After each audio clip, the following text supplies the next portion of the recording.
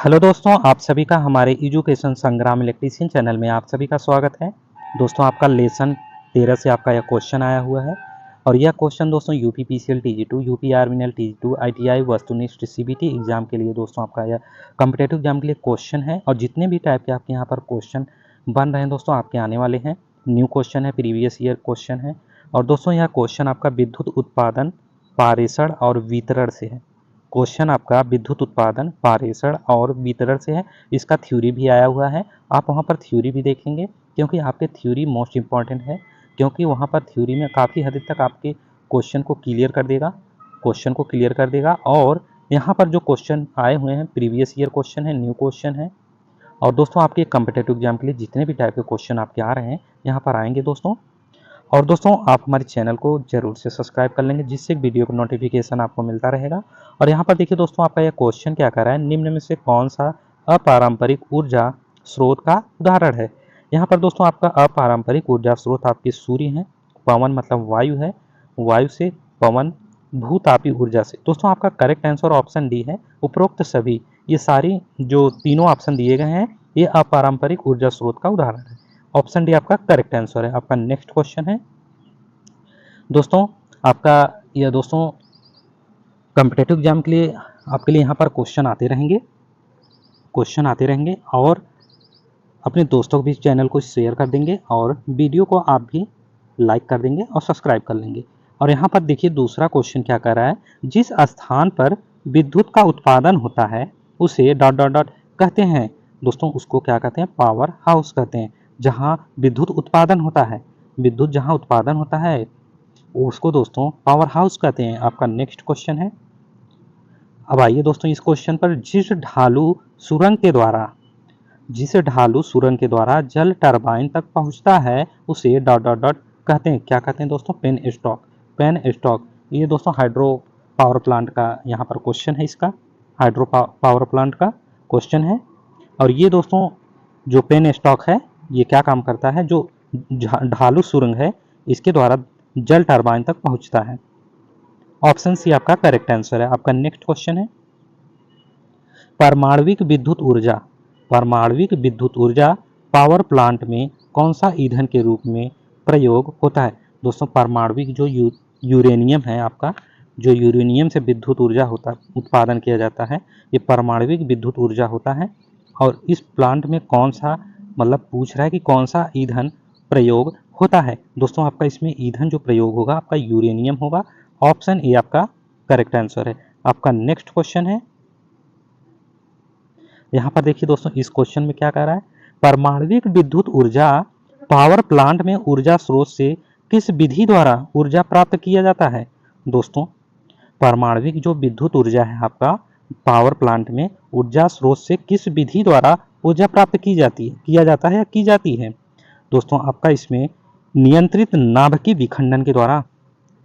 Option D आपका correct answer है। नियंत्रित नाभिकीय विखंडन के द्वारा आपका जो परमाणविक विद्युत ऊर्जा है, पावर प्लांट जो ऊर्जा उत्पादन कर रहा है, ऊर्जा प्राप्त की जा रही है, ये नियंत्रित नाभिकीय विखंडन है। ऑप्शन डी आपका यहाँ पर करेक्ट आंसर है। आपका नेक्स्ट क्वेश्चन है, अच्छे सीतक में न्यूट्रॉन अवशोषित करने की क्षमता डॉट डॉट डॉट होती है। दोस्तों कम होती है। ऑप्शन बी आपका करेक्ट आंसर है। आपका नेक्स्ट क्वेश्चन है, हवा के किस ऊर्जा का रूपांतरण पवन चक्की करता है, पवन चक्की करता है, गतिज ऊर्जा।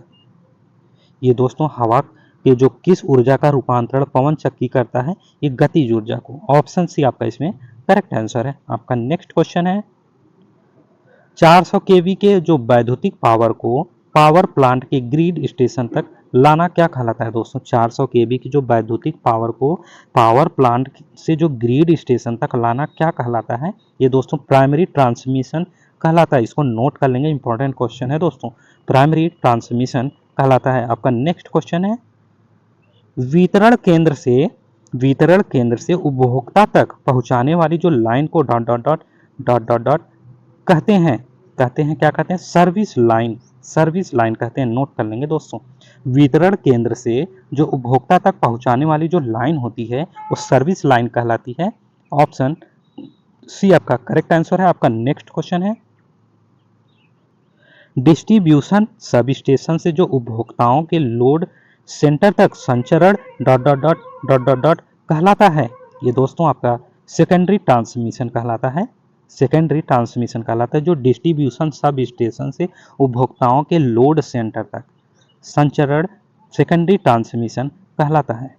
ऑप्शन बी आपका इसमें करेक्ट आंसर है। आपका नेक्स्ट क्वेश्चन है, दो आरसीसी खंभों के बीच की जो दूरी है वो कितनी होनी चाहिए। दोस्तों आपका जो आरसीसी के खंभे हैं, आरसीसी के खंभे की जो दूरी है आपकी 60 से 100 होनी चाहिए, 60 से 100 मीटर होनी चाहिए। ऑप्शन सी आपका करेक्ट आंसर है। Option C. आपका नेक्स्ट क्वेश्चन है, एसी का सतह प्रभाव, एसी का सतह प्रभाव किन कारकों पर निर्भर करता है, किन कारकों पर निर्भर करता है।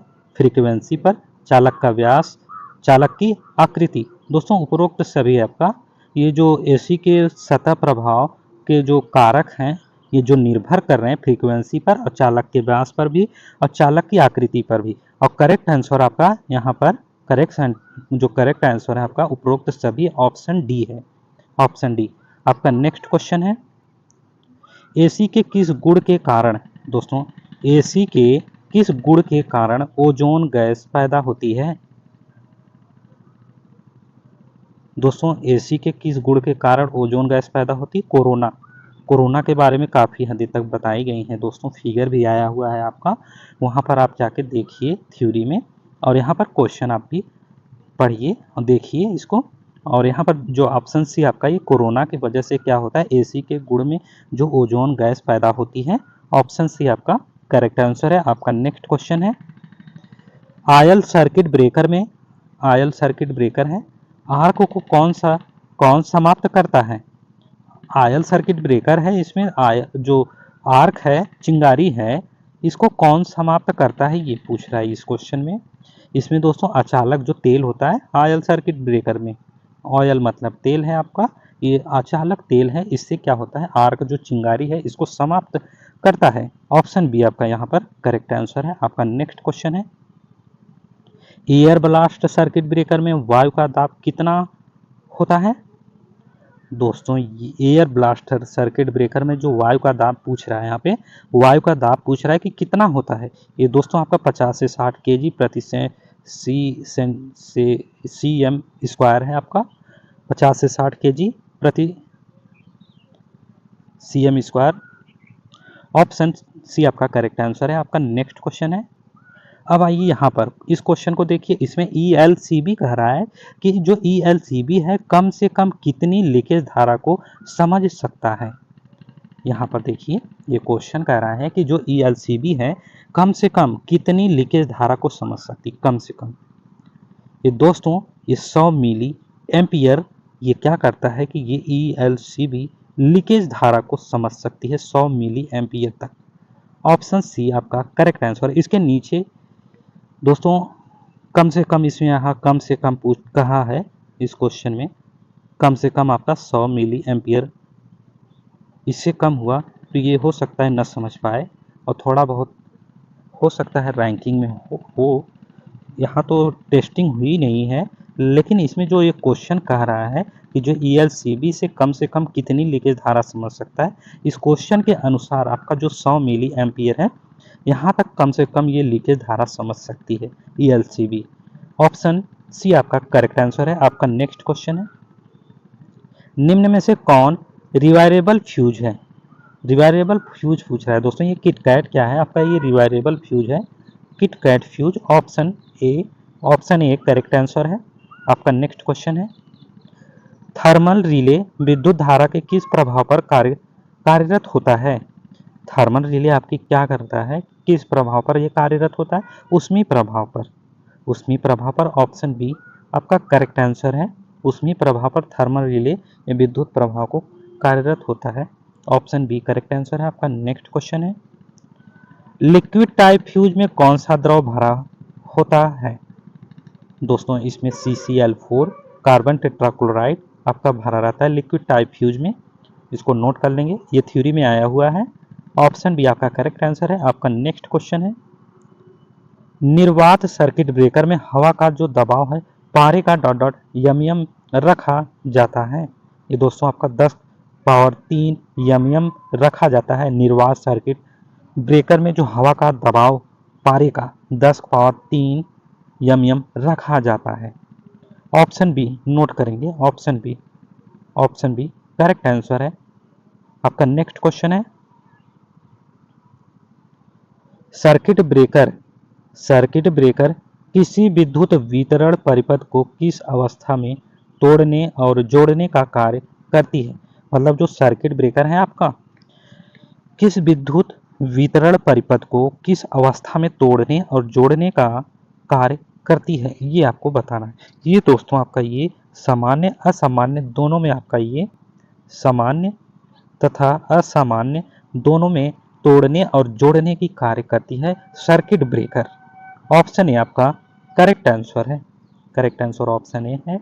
आपका नेक्स्ट क्वेश्चन है, किस उद्देश्य से सर्किट ब्रेकर में तेल भरा जाता है। इसमें आपको बताना है कि क्या उद्देश्य से जो सर्किट ब्रेकर में तेल भरा जा रहा है। परिपथ के तोड़ते समय पैदा हुई जो चिंगारी है इसको क्या करते हैं, बुझाने और संयोजक को ठंडा करना इसका उद्देश्य है। दोस्तों उद्देश्य इसका ये है कि जो चिंगारी उत्पन्न हो रही है इसको बुझाना है और जो संयोजक को ठंडा करना है। परिपथ में जब तोड़ते समय मतलब दोस्तों हटाते वक्त या लगाते वक्त जो चिंगारी या आर्क उत्पन्न हो रहा है सर्किट ब्रेकर में तेल इसीलिए भरा जा रहा है कि चिंगारी को बुझाया जा सके, संयोजक को ठंडा रखने के लिए। ऑप्शन डी आपका करेक्ट आंसर, इसको नोट करिए, ऑप्शन डी। आपका नेक्स्ट क्वेश्चन है, निम्नलिखित कौन सी दो प्रकार की ट्रिपिंग व्यवस्था सर्किट ब्रेकर में होती है। मतलब दोस्तों इसमें निम्नलिखित में बताना कि कौन सी दो प्रकार की ट्रिपिंग व्यवस्था सर्किट ब्रेकर में होती है। ट्रिपिंग की व्यवस्था दोस्तों जो श्रेणी अतिभार है, श्रेणी अतिभार, ट्रिपिंग कुंडली एवं शंट ट्रिपिंग कुंडली। श्रेणी अतिभार ये आपका पहला हुआ, दो व्यवस्थाएं सर्किट ब्रेकर में पूछ रहा है तो पहला आपका श्रेणी अतिभार है और दूसरा ट्रिपिंग कुंडली एवं शंट ट्रिपिंग कुंडली है। ऑप्शन बी आपका यहाँ पे करेक्ट आंसर है, ऑप्शन बी। आपका नेक्स्ट क्वेश्चन है, किस प्रकार की युक्ति सर्किट ब्रेकर में शॉर्ट सर्किट अवस्था में ट्रिपिंग के लिए प्रयोग की जाती है। दोस्तों इस क्वेश्चन में कह रहा है कि ये क्वेश्चन कि किस प्रकार की युक्ति है जो सर्किट ब्रेकर में शॉर्ट सर्किट अवस्था की जो ट्रिपिंग के लिए प्रयोग की जाती है। ट्रिपिंग के लिए की जाती है चुंबकीय एवं उष्मीय। ऑप्शन ए आपका करेक्ट आंसर। इससे क्या होगा, ट्रिपिंग के लिए प्रयोग की जाती है चुंबकीय एवं उष्मीय को। ऑप्शन ए आपका करेक्ट आंसर है, ऑप्शन ए। और आपका नेक्स्ट क्वेश्चन है, डॉट डॉट डॉट डॉट में अनुरक्षण योग्य पुर्जा नहीं होता है। दोस्तों जो मिनिएचर सर्किट ब्रेकर में क्या होता है, अनुरक्षण योग्य पुर्जा नहीं होता है। ऑप्शन सी, ऑप्शन सी, इसको नोट कर लेंगे दोस्तों, ऑप्शन सी ये आपका न्यू क्वेश्चन है, ऑप्शन सी आपका करेक्ट आंसर है। आपका नेक्स्ट क्वेश्चन है, विशेषकर किस अवस्था में स्रोत को विसंयोजित करने के लिए ELCB का प्रयोग या उपयोग किया जाता है। मतलब दोस्तों विशेषकर किस अवस्था में जो स्रोत की विसंयोजन है, संयोजित है, इसको करने के लिए ELCB का उपयोग किया जाता है, अर्थ दोष। ऑप्शन बी नोट करिए दोस्तों, ऑप्शन बी आपका करेक्ट आंसर है, अर्थ दोष ELCB का उपयोग किया जाता है। आपका नेक्स्ट क्वेश्चन है, निम्न में से कौन 250 वोल्ट से कम होता है। ये चार ऑप्शन दिए गए हैं यहाँ पे बताना है कि 250 वोल्ट से कम होगा कौन सा। ELT इसे लो टेंशन कहते हैं दोस्तों, 250 वोल्ट से कम होता है ELT। ऑप्शन ए आपका यहाँ पे करेक्ट आंसर है, ऑप्शन ए। आपका नेक्स्ट क्वेश्चन है, किसी खंभे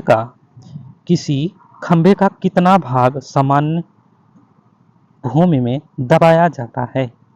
दोस्तों खंभे की कुल लंबाई का कितना 6वां भाग ये क्या किया जाता है, ये भूमि में दबाया जाता है। ऑप्शन सी आपका करेक्ट आंसर है। आपका नेक्स्ट क्वेश्चन है, जब एक ही खंभे पर वितरण लाइन तथा स्ट्रीट लाइट दोनों स्थापित हो तो दो खंभों का जो पारस्परिक परास है डॉट डॉट मीटर से अधिक नहीं होना चाहिए। ये दोस्तों कितना नहीं होना, मतलब दोस्तों किस मतलब अधिक नहीं होना चाहिए, और कितना होना चाहिए, लगभग आपका ये जो 45 है, 45 मीटर से अधिक नहीं होना चाहिए। ऑप्शन बी आपका करेक्ट आंसर है। आपका नेक्स्ट क्वेश्चन है, किसी निम्न एवं मध्यम वोल्टता सिरोपरि लाइन का कोई भी चालक तार सड़क के आर पार अवस्था में भूतल से डॉट डॉट डॉट मीटर से कम ऊंचाई पर स्थापित नहीं किया जाना चाहिए। मतलब ये कह रहा है कि दोस्तों जो सिरोपरि लाइन है मध्यम वोल्टता की, इसकी जो सड़क के आर पार अव्यवस्था में जो भूतल है आपकी, भूतल से कितने मीटर से, मतलब कितने मीटर तक की जो ये ऊंचाई है होनी चाहिए, और कम ऊंचाई पर स्थापित नहीं किया जाना चाहिए। मतलब दोस्तों ये 4 ऑप्शन दिए गए हैं और इसमें आपको बताना है कि भूतल से कितनी ऊंचाई होनी चाहिए, उससे कम नहीं होना चाहिए। ये दोस्तों 5.791 ऑप्शन डी आपका यहाँ पे करेक्ट आंसर है। इसको आप नोट करेंगे दोस्तों। आपका नेक्स्ट क्वेश्चन है, किसी भवन की छत से, भवन है आपकी घर, किसी भवन की छत से किसी निम्न एवं मध्यम वोल्टता लाइन के चालक तार की ऊर्ध्व ऊंचाई डॉट डॉट मीटर से कम नहीं होना चाहिए। दोस्तों ये 2.439 ये मतलब दोस्तों इतना मीटर तक होना चाहिए।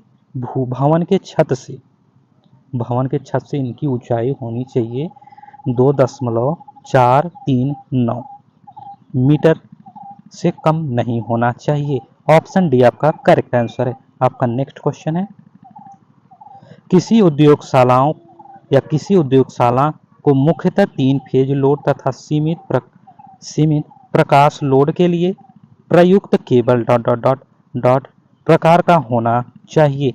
इसमें आपके दोस्तों बताना है कि जो उद्योगशाला है आपके 3 फेज लोड जो सीमित प्रकाश लोड के लिए प्रयुक्त केबल कितना होना चाहिए, कितने प्रकार का होना चाहिए, 3.5 करोड़ का। ऑप्शन डी आपका यहाँ पर करेक्ट आंसर है। ऑप्शन डी आपका करेक्ट आंसर है। आपका नेक्स्ट क्वेश्चन है,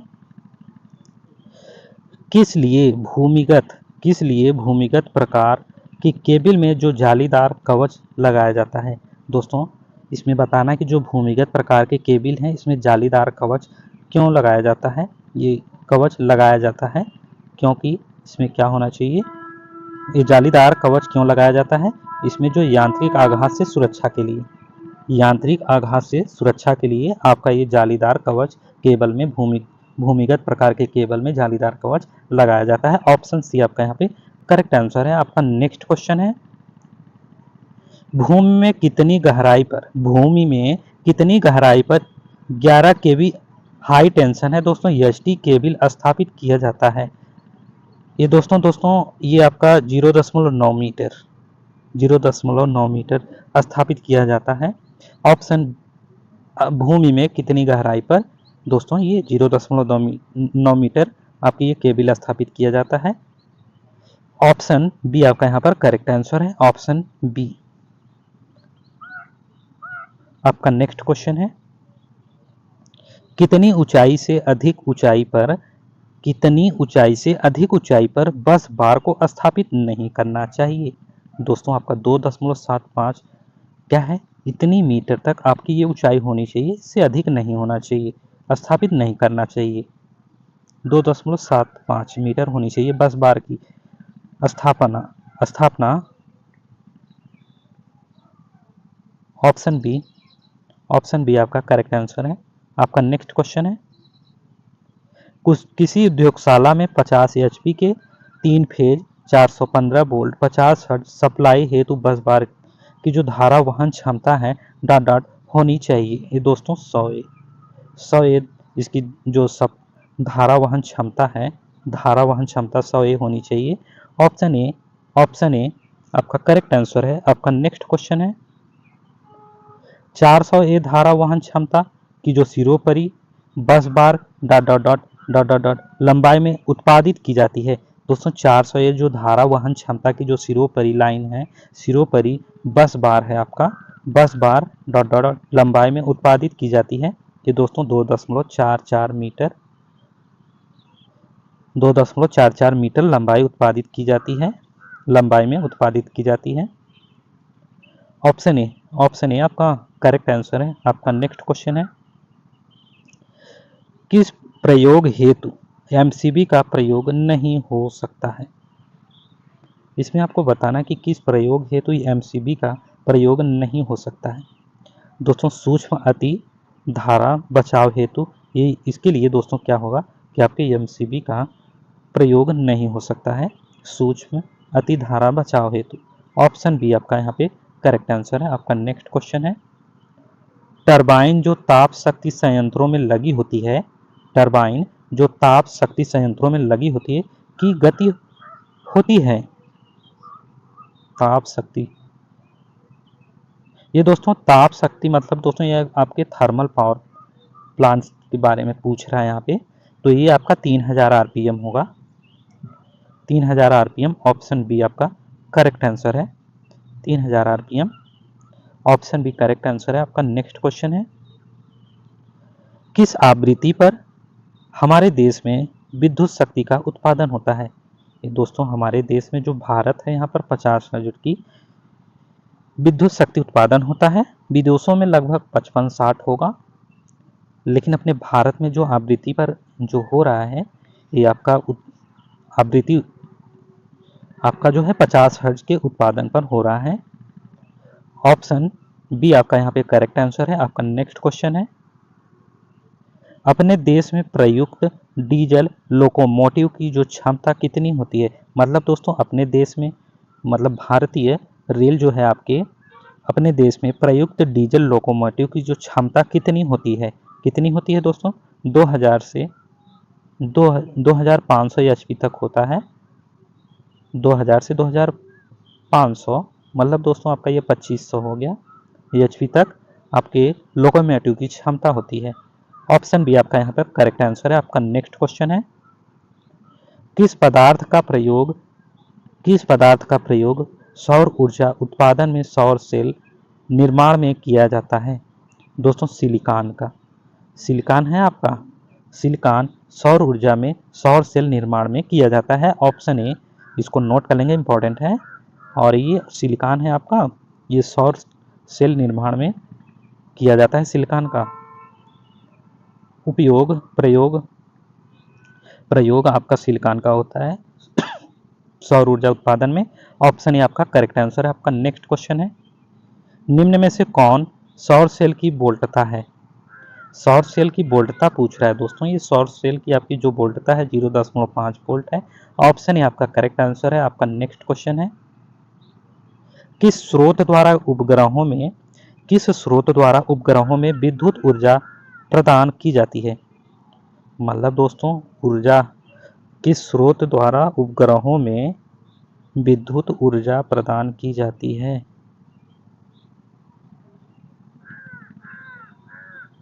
सौर सेल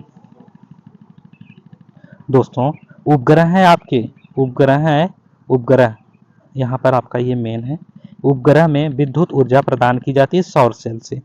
ऊर्जा प्रदान करने के लिए सौर सेल का उपयोग किया जाता है, प्रयोग किया जाता है, प्रदान किया जाता है उपग्रहों में। ऑप्शन बी आपका यहाँ पे करेक्ट आंसर है। आपका नेक्स्ट क्वेश्चन है डॉट डॉट डॉट विद्युत सप्लाई में संयोजित संपूर्ण उपकरणों की जो सतत रेटिंग का योग है। दोस्तों विद्युत सप्लाई आपकी संयोजित है, संपूर्ण उपकरणों की जो सतत रेटिंग का योग है कितना है। दोस्तों संयोजित भार विद्युत सप्लाई में संयोजित संपूर्ण उपकरणों की सतत रेटिंग का योग है। ऑप्शन ए आपका यहाँ पे करेक्ट आंसर है। आपका नेक्स्ट क्वेश्चन है डॉट डॉट डॉट अधिकतम मांग एवं संयोजित संपूर्ण भार का अनुपात है। दोस्तों मांग गुणक जो है आपके अधिकतम मांग एवं संयोजित संपूर्ण भार का अनुपात है। ऑप्शन ए आपका करेक्ट आंसर है। आपका नेक्स्ट क्वेश्चन है, भार गुणांक क्या होता है? भार गुणांक क्या होता है यहाँ पे आपको बताना है। भार गुणांक क्या होता है? भार गुणांक आपका औसत मांग बाई अधिकतम मांग होता है। ऑप्शन ए आपका यहाँ पे करेक्ट आंसर है। आपका नेक्स्ट क्वेश्चन है, निम्न में कौन भार गुणांक का अधिकतम मान होता है? अधिकतम दोस्तों निम्न में कौन भार गुणांक का अधिकतम मान होता है? ऑप्शन ए एक होता है। एक होता है। ऑप्शन ए आपका करेक्ट आंसर है। आपका नेक्स्ट क्वेश्चन है, क्या होता है जब भार गुणक का मान उच्च हो? उच्च हो तब क्या होगा? विद्युत ऊर्जा सस्ती उपलब्ध होती है। मतलब दोस्तों जब भार गुणक का मान उच्च होगा तो जो विद्युत ऊर्जा क्या होगी? सस्ती उपलब्ध होती है। ऑप्शन ए आपका यहाँ पे करेक्ट आंसर है। आपका नेक्स्ट क्वेश्चन है, निम्नलिखित किस इकाई में उपभोक्ता का भार प्रायः मापा जाता है? मतलब दोस्तों इसमें आपको ये बताना है कि उपभोक्ता का भार प्रायः मापा जाता है किस में मापा जाता है? किस में मापा जाता है? KW में दोस्तों। ऑप्शन ए आपका करेक्ट आंसर है। KW में किलोवाट में मापा जाता है। ऑप्शन ए करेक्ट आंसर है। आपका नेक्स्ट क्वेश्चन है, किस मीटर द्वारा उपभोक्ता द्वारा व्यय ऊर्जा की गणना की जाती है?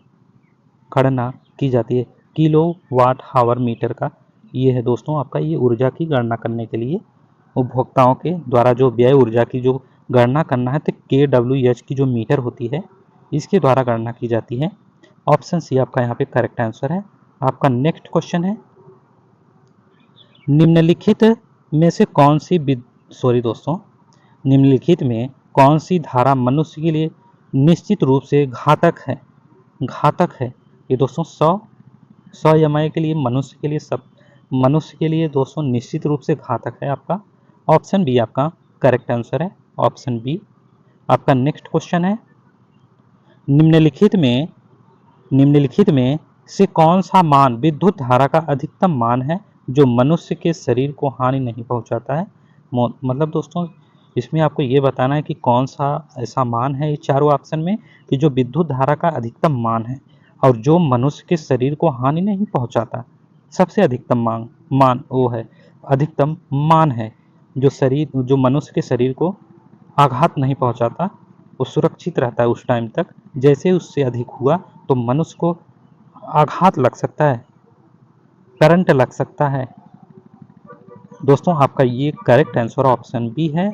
ऑप्शन बी, ये 9 EMI का होता है। ये सबसे अधिकतम मान होता है जो मनुष्य को हानि नहीं पहुंचाता। ऑप्शन बी आपका यहाँ पे करेक्ट आंसर है। आपका नेक्स्ट क्वेश्चन है, निम्न में से कौन लोड शेडिंग की विधि का उपयोग मतलब दोस्तों इसमें बताना है कि जो लोड शेडिंग की विधि का उपयोग होता है, ये चारों ऑप्शन में से एक क्या है कि जो लोड शेडिंग की विधि का उपयोग है। यहाँ पर लोड को ऑफ करना है। इस क्वेश्चन का राइट आंसर आपका लोड को ऑफ करना। निम्न में से कौन लोड शेडिंग की विधि का उपयोग है? लोड को ऑफ करना। ऑप्शन सी आपका correct answer. Option C load को ऑफ करना, ये लोड शेडिंग की विधि का उपयोग है। ऑप्शन सी आपका यहाँ पे करेक्ट आंसर है।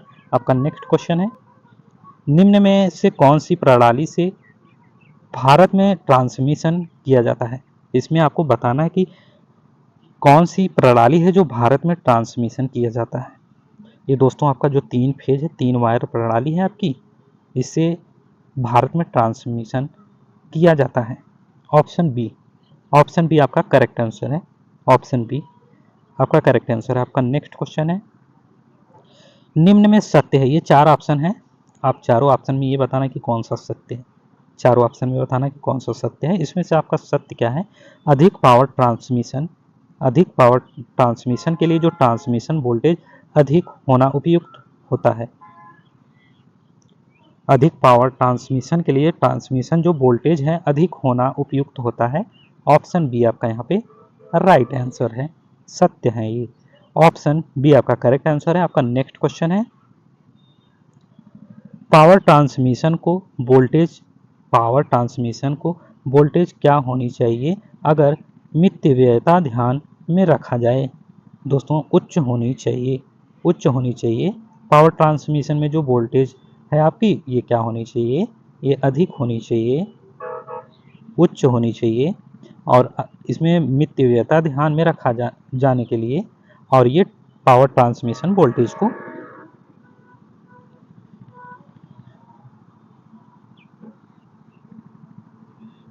ऑप्शन यहाँ पर करेक्ट आंसर है आपका। नेक्स्ट क्वेश्चन है,